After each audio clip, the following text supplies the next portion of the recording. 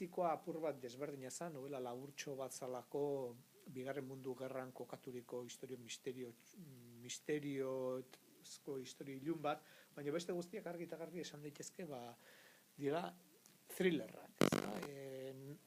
Argi eta garbi generoa aukeratu dutenak, eta hori bada idazlearen meritua eta apaltasuna ere bai. Esan nahi dut, gure inguruan generoko lanak eta generoko idazleak normalen ez dute izaten prestigioaren aitortza.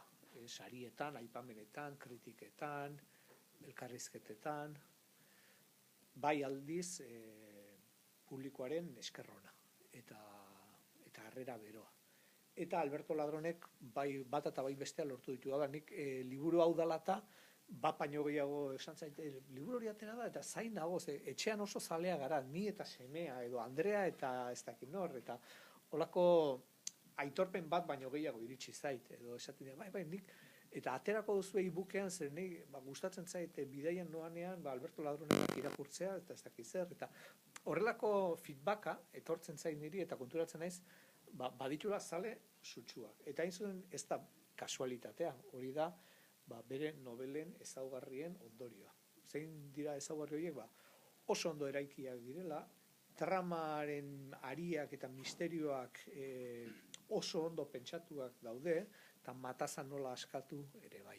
Orduan, novela poliziako batean nahiko triste izaten da, hasieratik antzematea zer gertatuko da, eta Albertorenean zorionez ez da halakorik.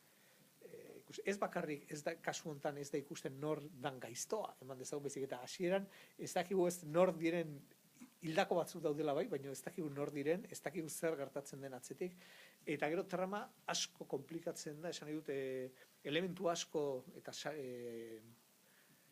ari asko sortzen dira, aurren baiketak, prostituzio sareak, krimen ritual batzuk, lazgarriak, etaren kontrako borroka zikina ere bai, etaren barruko sator posibleak, eta guzti hori ondo lotzen asmatzen du Albertok. Hau da, ez da, Bartzinak esaten zuen bezala bere kontrakoak Macedonia bat zirela, hau da, hemen elementu asko daude, baina oso ondo josiak denak.